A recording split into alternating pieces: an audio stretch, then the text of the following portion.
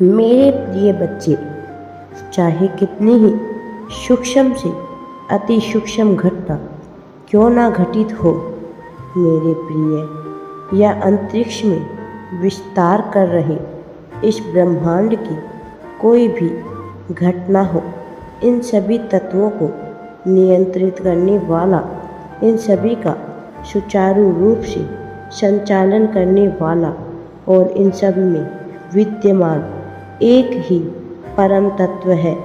मेरे प्रिय बच्चे, क्या तुम अभी भी नहीं समझ पाए कि कोई ऐसा है जो हर समय तुम्हारे पीछे, तुम्हारे साथ खड़ा हुआ है?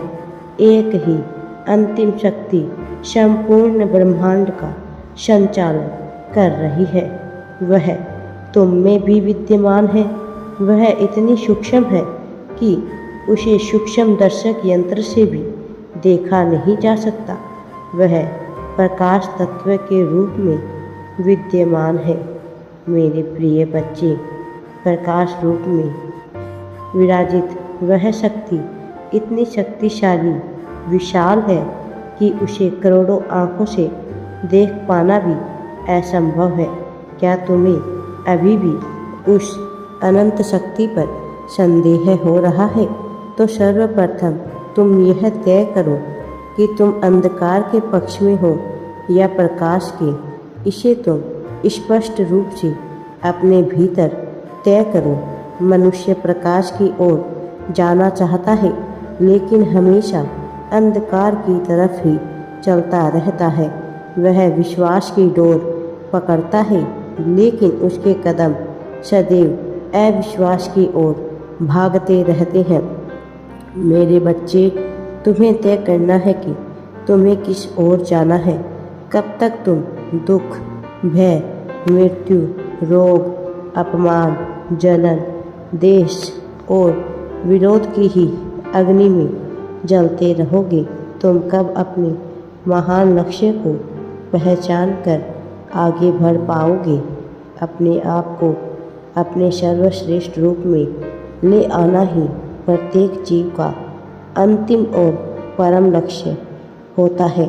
तुम्हें यह समझना है, जल चाहे बर्फ का रूप ले ले या फिर वाष्प बनकर हवा में उड़े, वह अंततः जल ही बनता है। जल का कोई और स्वरूप नहीं हो सकता। इसी प्रकार हर मनुष्य में विराजित वह परम तत्व परम आकाश से अंकुरित हुआ सब में विद्यमान है, जो अपने वास्तविक घर पुनः लौटकर अपने अपने वास्तविक स्वरूप में आ जाएगा, क्योंकि यही उसका अंतिम लक्ष्य है। लेकिन जब तक तुम्हें यह मानव का शरीर मिला हुआ है, तुम इस भौतिक जगत में बहुत कुछ कर सकते हो। इसलिए तुम्हें अपने उच्चतम स्तर को प्राप्त करना होगा। यदि तुम ऊपर जाना चाहते हो, तो तुम्हें अपना लक्ष्य ऊपर की ओर विशाल रखना चाहिए। तुम्हें समझना होगा कि तुम्हें यह मानव का शरीर क्यों मिला हुआ है। मानव शरीर में तुम वो सब कुछ कर सकते हो जो किसी अन्य जीव के शरीर में नहीं कर सकते।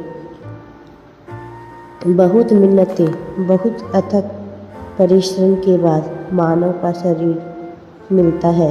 इसे यूं ही जाया मत करो। अपने आप को कोस कर अपने आप से प्रेम ना करके तुम अपने लिए स्वयं के लिए गड्ढे खोदते हो, स्वयं के लिए ही बुराई का मार्ग तय करते हो। तुम्हें यह समझना होगा कि संसार एक जंगल है।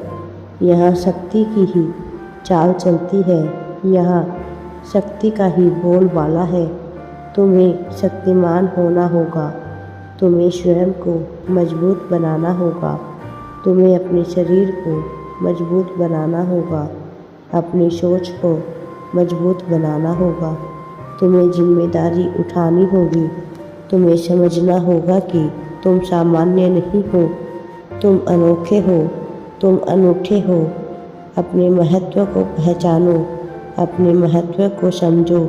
मेरे बच्चे, तुम्हें समझना होगा कि तुम्हें इस धरती पर क्यों भेजा गया है।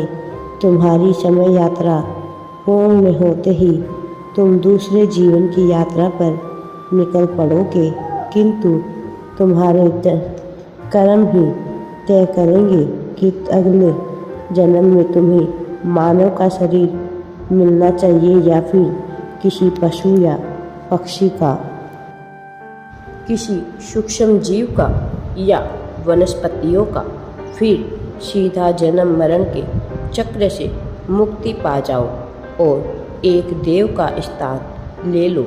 मेरे प्रिय बच्चे, तुम्हें तय करना है अपनी परिस्थितियों को, तुम्हें तय करना है अपने भविष्य को। सब कुछ तुम्हारे ही हाथों में है। यह दुनिया एक अजायब घर है। इस दुनिया में बहुत सी विचित्र चीज़ें होती रहती है, इसलिए तुम्हें अनुमान लगा होगा कि तुम्हें सुधार करना बंद करना होगा, तुम्हें योजनाएं बनाना बंद करना होगा।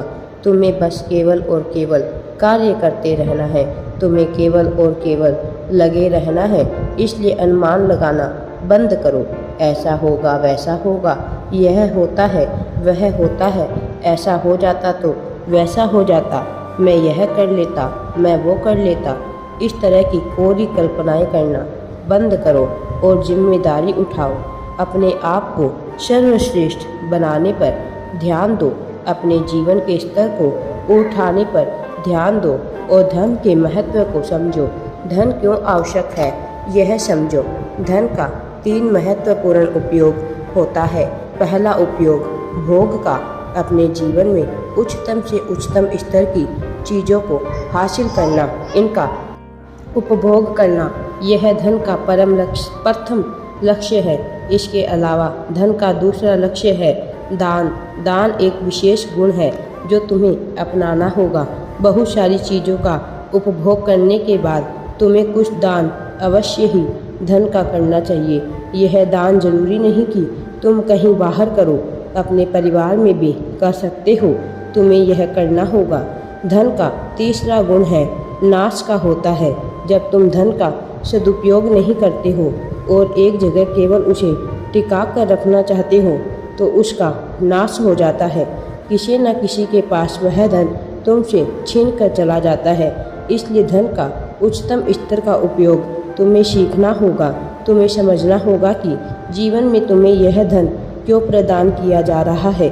मेरे प्रिय बच्चे, आगे बढ़ो, मैं सदैव तुम्हारे साथ हूँ। सफलता तुम्हें अवश्य ही मिलेगी। राधे राधे जी।